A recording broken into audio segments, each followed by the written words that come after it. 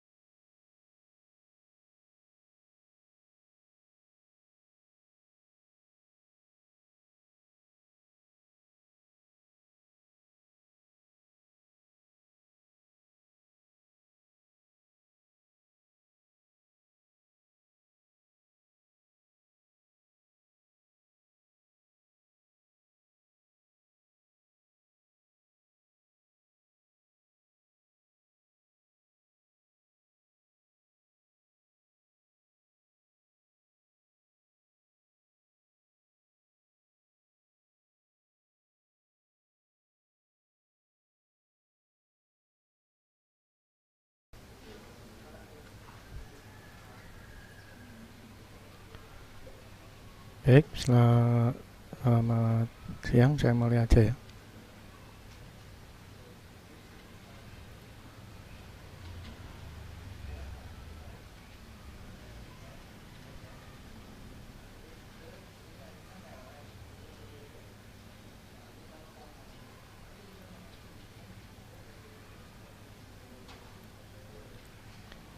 Di pertemuan kedua ini kita akan membahas tentang medan magnet. Ya, jadi bagian yang tidak lepas dari motor listrik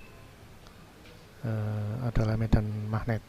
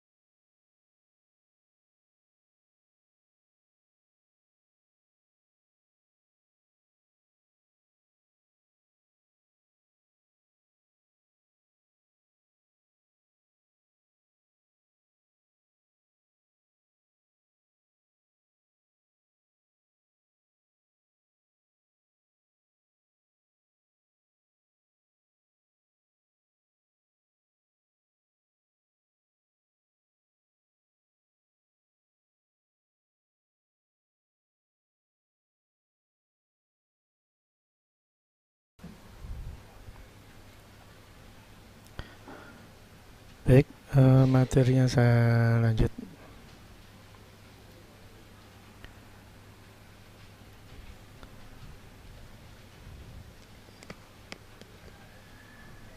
Ya, di layar itu ditampilkan gambar tentang garis-garis gaya magnet ya. Jadi dari magnet permanen ini ya.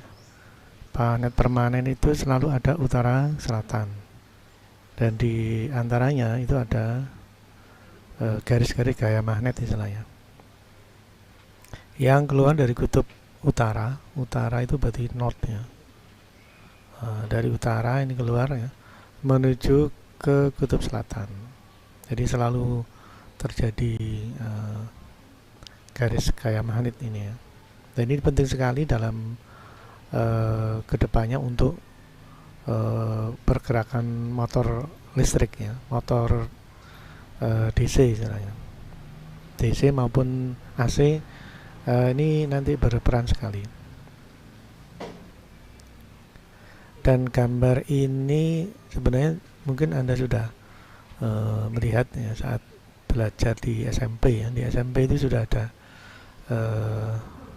medan magnet ya. Nah, sekarang di perkuliahan penerapan dari medan magnet ini ya. Baik, saya lanjutkan lagi. Nah, sekarang kalau bertemunya medan magnet utara dengan utara ya, ini ya, atau utara dengan selatan bagaimana? Jadi pada dua batang magnet yang didekatkan, maka akan terjadi gaya tarik menarik atau tolak menolak ya. Ada dua kemungkinan ya, antara kedua magnet ya. Jadi kalau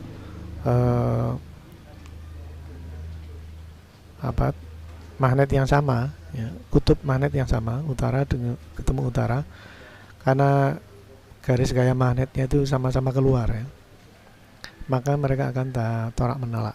Nah, ini seperti eksperimen kita minggu lalu, dua magnet yang saya dekatkan tolak menolak ya, saking menolaknya sampai mendorong magnet yang lain ya. Nah, ini. Nah, akan berbeda bila dua kutub berbeda didekatkan, maka terjadi sebuah aliran medan magnet ya, yang utara keluar, yang selatan masuk, sehingga mereka akan tarik menarik. Jadi garis gaya magnet ini menentukan aksi atau reaksi dari magnet ya.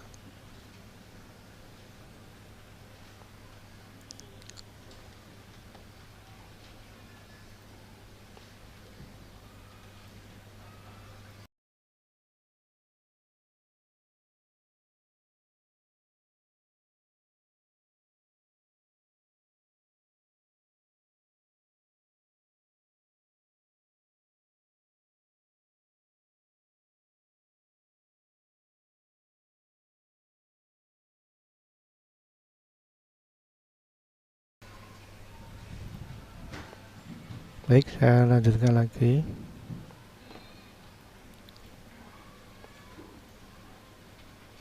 Nah, ini penjelasannya, gaya tarik menarik atau tolak menolak antara dua magnet terjadi karena di sekitar magnet terdapat suatu medan magnet yang tadi itu ya. Ada yang keluar, ada yang masuk. Kalau sama-sama keluar itu tolak menolak. Ya, kemudian kalau keluar bertemu dengan yang masuk, maka akan tarik menarik. Nah, gaya tolak menolak terjadi pada saat kutub magnet sama ya, dan gaya tarik menarik terjadi pada saat kedua kutub yang berdekatan berbeda kutub. Nah, itu.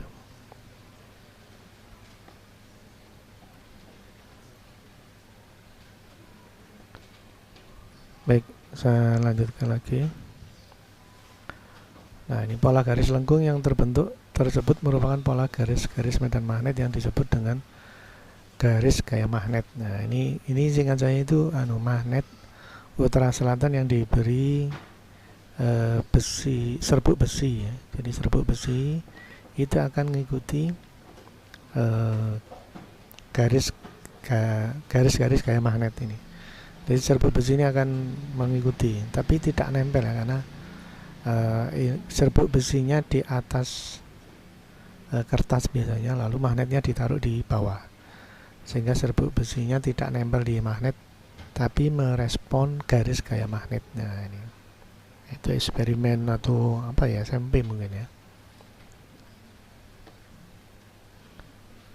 Kemudian ruang di sekitar magnet yang mengalami gaya magnet disebut dengan medan magnet. Nah, ini sepanjang garis magnet, sepanjang garis gaya magnet ini, di sini area magnetnya. Jadi kalau ada besi ya, eksperimen minggu yang lalu itu ada magnet, lalu ada besi yang saya taruh di luar dari magnet ya, berjarak gitu, maka besinya akan tertarik ke magnet. Dan medan magnet adalah daerah di sekitar magnet yang mengakibatkan sebuah muatan yang bergerak di sekitarnya mengalami suatu gaya, atau yaitu gaya tarik atau gaya dorong. Dan medan magnet tidak bisa dilihat ya, tapi bisa dijelaskan dengan mengamati pengaruh magnet pada benda. Jadi kalau minggu kemarin itu benda besi tertarik dengan magnet, nah itu ya, garis-garis magnetnya tidak kelihatan, tapi ada reaksi atau aksi ya, atau reaksi dari benda lain terhadap magnet ya, atau magnet pada magnet terhadap magnet yang lain ya. Minggu kemarin dua magnet saya dekatkan akan dorong mendorong. Nah, ini yang di tampilan ini ada serbu besi di sekitar magnet, maka akan serbu besinya akan mengikuti garis-garis gaya magnet ya.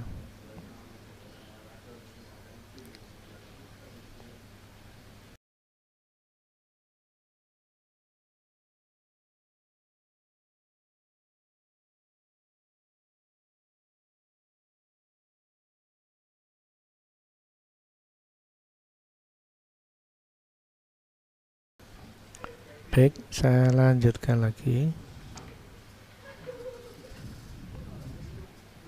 Nah, ini kalau eksperimennya sudah saya tampilkan di sini penjelasannya ya. Jadi garis gaya magnet dengan arahnya ditunjukkan di gambar sebagai berikut. Nah, ini ada utara selatan, keluarnya dari utara masuk ke selatan ya. Demikian dengan garis-garis gaya magnet jarak yang luar itu juga gitu, keluar dari utara masuk ke selatan. Kemudian kalau utara ketemu selatan akan tarik menarik, utara ketemu utara akan tolak menolak karena mempunyai fungsi karena mempunyai garis gaya magnet yang sama ya. Nah, garis-garis gaya magnet selalu keluar dari kutub utara magnet dan masuk ke kutub selatan magnet ya. Daerah yang garis-garis gaya magnetnya rapat menunjukkan bahwa medan magnetnya kuat ya. Jadi semakin banyak, kalau rapat itu berarti semakin banyak garis gaya magnetnya ya. Menunjukkan bahwa medan magnet yang kuat. Sedangkan daerah yang garis-garis gaya magnetnya renggang menunjukkan bahwa medan magnetnya yang lemah ya. Jadi kalau renggang ini diberi logam, daya tariknya logam terhadap magnet lebih rendah dan akan lebih kuat kalau pada posisi yang garis-garisnya lebih rapat. Itu ya.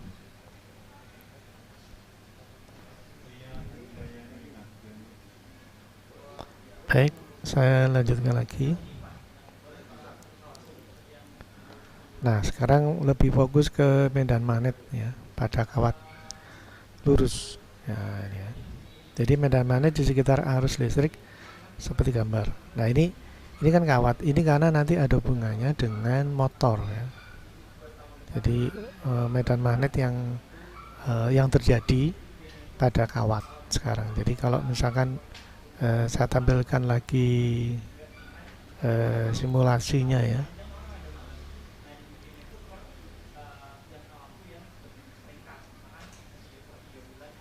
Nah, ini ya. Jadi ini kutub selatan, kutub utara. Dan di sini yang bergerak ini namanya rotor. Itu kadang tidak bermagnet. Nah, ini yang saat putih ini, saat putih. Nah, ini putih ini tidak bermagnet. Saat itu memang tidak bertegangan karena tegangannya itu dialirkan ke kumparan secara bergantian.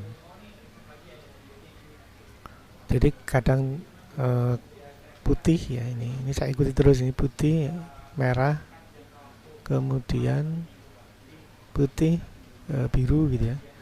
Jadi magnet ini muncul kalau diberi tegangan. Kalau tidak diberi tegangan tidak muncul. Dan perbedaannya itu pada saat kumparan ini mendapat tegangan pada posisi yang berbeda ya. Jadi di sini kan tegangannya mengalir ya. Ya, jadi bisa jadi sebelah kiri dapat positif, kanan dapat negatif. Tapi pada saat posisi yang berputar ini posisi yang berbeda, kiri negatif semula positif menjadi negatif, yang kanan ya semula positif jadi negatif gitu ya. Jadi kumparannya itu diberi tegangan yang berbeda arah gitu ya. Sehingga medan magnetnya pun juga berbeda kutub gitu. Jadi kita sekarang fokus ke kumparannya ini. Apabila diberi tegangan ternyata kumparan itu mempunyai magnet ya. Coba saya tampilkan lagi materinya ya.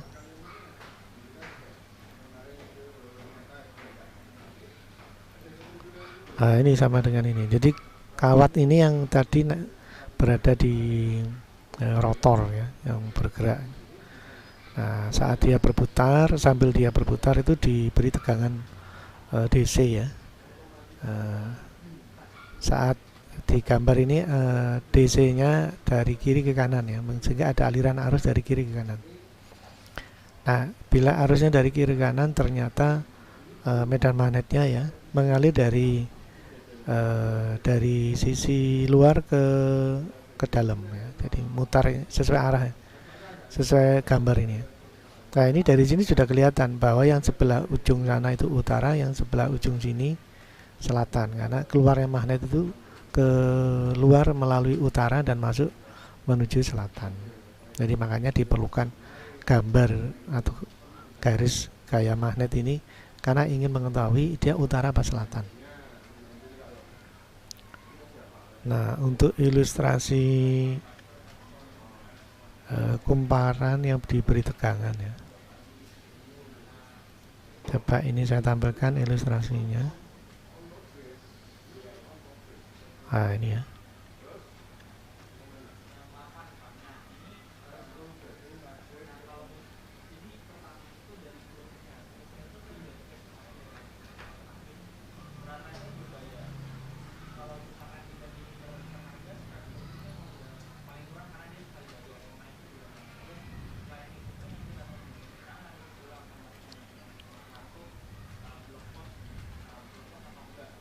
Nah, ini kalau lihat di sini ada proses memberi tegangan ya. Jadi ini bertegangan, ini tidak. Kalau diberi tegangan jadi magnet, kalau tidak diberi tegangan tidak jadi magnet. Jadi kalau misalkan ini saya pause ya. Nah, ini diberi tegangan ini ya. Dari tegangan DC memberi tegangan pada kumparan. Nah, kumparan ini akhirnya menjadi magnet. Nah, ini eksperimen kita saat apa ya? Kalau nggak SD, SMP ini ya. Jadi kawat digulung pada paku biasanya ya. Diberi tegangan 1,5 volt pakai baterai yang besar ya. Nah, ini ternyata ini menimbulkan magnet. Saat tidak dihubungkan ya, saat ini tidak dihubungkan. Nah, ini saat tidak dihubungkan atau kumparan tidak diberi tegangan DC, maka dia tidak menimbulkan magnet, hanya kawat biasa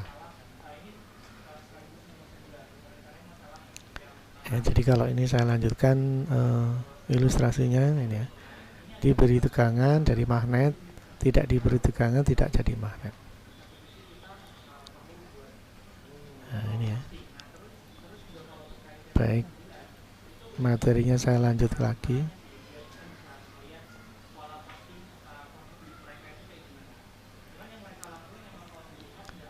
Ya, ini. Jadi ilustrasinya seperti tadi ya, untuk medan magnet di sekitar arus listrik seperti gambar ini ya. Jadi kumparan diberi tegangan DC, lalu ada medan magnet. Hubungkan kawat tembaga dengan baterai lalu dekatkan dengan kompas. Nah, kalau ini berpengaruh atau tidak itu pada eksperimen tadi itu kan pakai besi. Nah, sekarang pakai jarum kompas ya. Ya, mestinya jarum kompas akan menyimpang ya. Nah, sekarang gini. Ubahlah arah arus listrik yang mengalir dengan mengubah kedudukan kutub baterai. Nah, jadi kalau ini positif negatifnya dibalik ya, maka arah arusnya juga terbalik ya, dan medan magnet yang ditimbulkan juga kebalik ya. Lalu dekatkan dengan kompas, maka arah arus kompas akan menyimpang dengan arah yang berbeda. Jadi memang kumparan yang dialiri arus dengan arah medan magnetnya itu sesuai arus yang mengalir. Jadi kalau mengalir dari kiri ke kanan seperti ini, maka seperti ilustrasi gambar ya, maka magnetnya ini keluar dari sisi luar ya, luar lalu ke dalam ya. Ini berarti yang luar itu utara, yang dalam selatan. Nah, sekarang kalau baterainya dibalik, jadi positifnya di kanan, negatifnya di kiri, maka arah arus dari kanan ke kiri seperti ini. Nah, tentunya arah medan atau arah garis gaya magnetnya juga akan berubah ya. Jadi tanda panahnya ini akan berbalik ke keluar ya. Jadi dari dalam itu utara, yang ujungnya keluar adalah selatan. Nah, ini tidak susah memahaminya karena kita bisa menggunakan konsep-konsep sederhana ya. Coba materinya saya lanjutkan. Nah, ini menggunakan konsep tangan kanan ya. Ya, jadi kawat lurus yang dialiri arus listrik akan menghasilkan medan magnet yang homogen ya, untuk jarak yang sama dari kawat tersebut ya. Medan magnet yang dihasilkan membentuk lingkaran mengelilingi kawat dan arahnya ditentukan menggunakan kaidah tangan kanan. Nah, ini ada kaidah tangan kanan. Ini ibu jarinya ini menunjukkan arah arus ya. Jadi kalau arah arusnya ke atas ya, nah jari-jarinya ini menunjukkan arah panah. Arah panahnya itu dari kanan ke kiri gitu ya. Nah, ini. Makanya di gambar ini, bila arah arusnya dari bawah ke atas, maka yang silang ini adalah arah masuk. Nah, yang titik ini arah keluar ya, jadi muter dari kanan ke kiri gini, persis seperti kaidah tangan kanan ini ya, tampak seperti di layar ya. Jadi ibu jarinya itu arusnya ya, lalu jari-jarinya itu garis-garis gaya magnetnya ya. Nah, lalu ujung jarinya ini menunjukkan arah. Kalau begini berarti arahnya dari kanan ke kiri ya, dari kanan ke kiri. Nah, ini penjelasannya kaidah tangan kanan untuk kawat lurus berarus DC ya. Ibu jari arah arus listrik, 4 jari melingkar adalah arah medan magnetnya atau arah gaya magnetnya ya.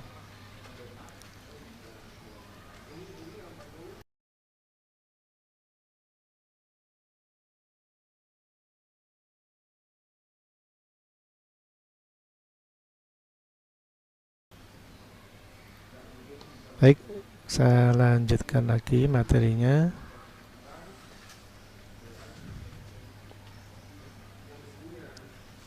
Nah, ini medan magnet kawat arus. Nah, sekarang kita ingin tahu kuat medan magnet itu ditentukan oleh apa ya. Jadi itu penting sekali untuk menentukan atau mengendalikan ya, agar magnetnya kuat atau daya dorongnya kuat. Itu apa yang menentukan gitu ya. Apakah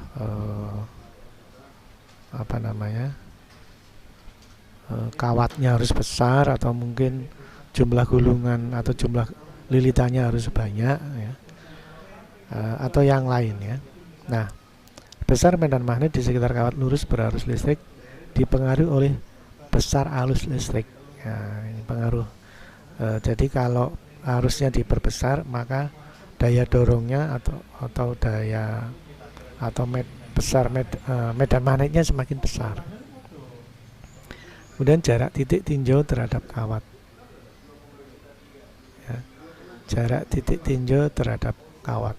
Ya, sini bawahnya semakin besar kuat arus yang diberikan dan akan semakin dekat dan semakin dekat jaraknya terhadap kawat. Ya. Jadi jarak jadi misalkan ada magnet permanen dan magnet temporary ya. Jadi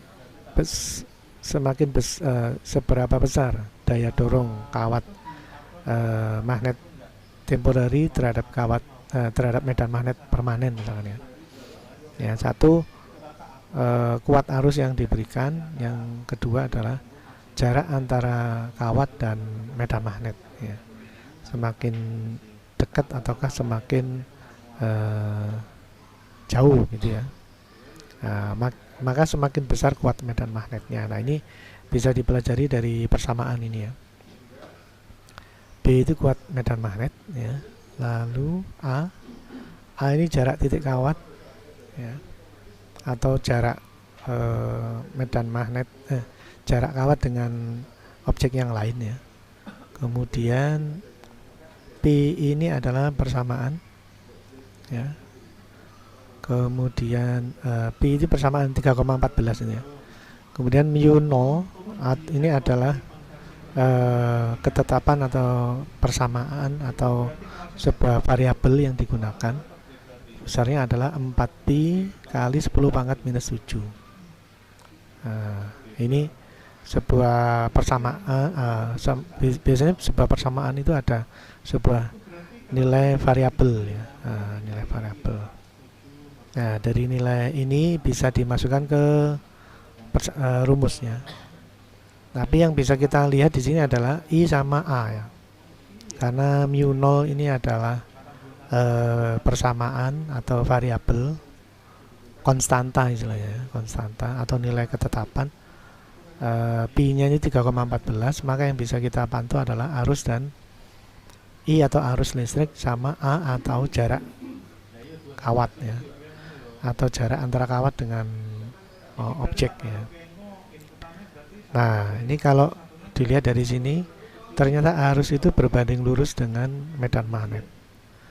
Berarti arusnya semakin besar, medan magnetnya akan semakin besar. Ya. Kemudian ternyata jarak kumparan dengan objek yang di sekitar kumparan, nah ini A-nya ini di posisi pembanding ya. Jadi I mu 0 I dibagi 2pi A. Nah, A-nya di posisi pembagi. Ini berarti terhadap medan magnetnya adalah berbanding terbalik. Jadi kalau nilainya A ini besar, berarti jaraknya jauh. Ya, kalau nilainya A itu kecil, berarti berjarak dekat ya. Nah, intinya adalah semakin dekat, maka kuat medannya itu akan kuat ya. Kemudian kalau jaraknya semakin jauh, maka kuat medannya akan lemah gitu ya. Jadi A ini adalah jarak titik kawatnya. Jadi kerapatan ini kayaknya kerapatan. Jadi semakin rapat ya, semakin dekat jaraknya terhadap kawatnya. Ini mungkin kerapatan ini ya. Jadi semakin rapat maka kuat. Berarti kan garis gaya magnetnya kan semakin padat ya, semakin banyak garis gaya magnetnya, maka akan medan magnetnya akan semakin kuat. Nah, kurang lebih seperti itu ya. Jadi yang penting adalah arusnya besar, lalu jarak kawatnya kecil ya. Kalau jaraknya kecil kan berarti faktor pembaginya sedikit ya. Kalau jaraknya besar, faktor pembaginya besar, maka akan mempengaruhi kuat medannya. Jadi Kalau jaraknya kecil, ya pembaginya kecil, maka kuat medannya akan besar. Tapi kalau jaraknya itu besar, ya, atau faktor pembaginya besar, maka kuat medannya akan kecil karena berbanding terbalik. Ya. Nah, ini akan mempengaruhi. Ya.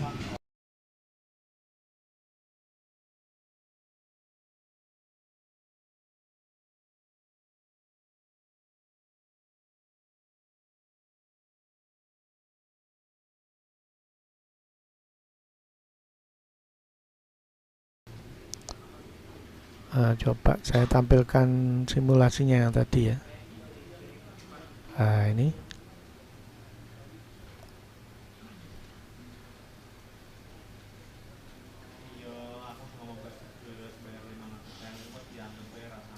Ini kalau misalkan diamati ya. Jadi medan magnet permanen ya di posisi stator. Ini kumparannya kan kadang bermagnet, kadang enggak ya. Nah, ini kalau arusnya besar, maka daya dorongnya juga akan besar. Ya. Lalu jarak kawat ya, kalau dekat maka daya dorongnya juga akan besar. Ya, jadi medan magnetnya juga akan besar gitu ya. Baik, materinya saya lanjut aja.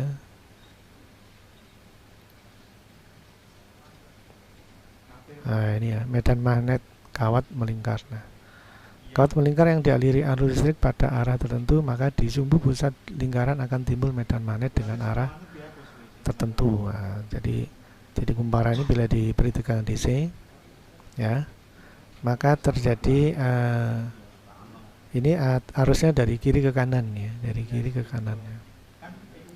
Nah, maka medan magnetnya akan keluar ya, seperti di gambar ini ya. Nah, ini. Maka di sebelah kiri ini adalah utara, sebelah kanan ini adalah selatan.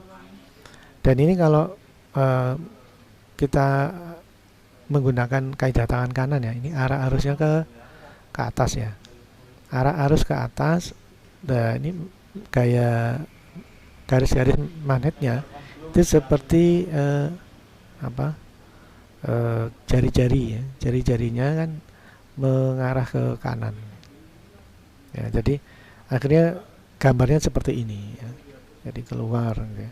Sampai di ujung ini berarti kalau pakai kaidah tangan kanan berarti ibu jarinya ke bawah ya.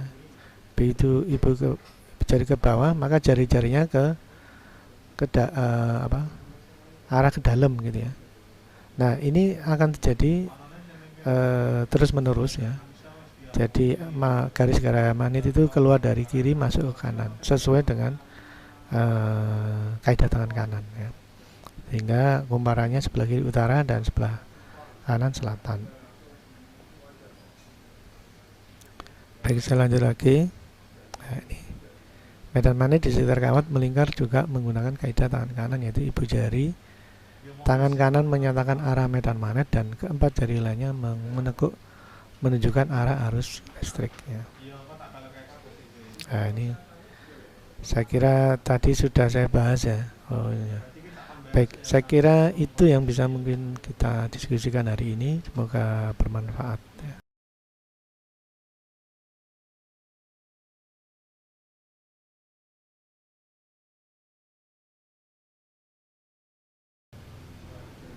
Baik, kita lanjutkan minggu depan untuk materi berikutnya.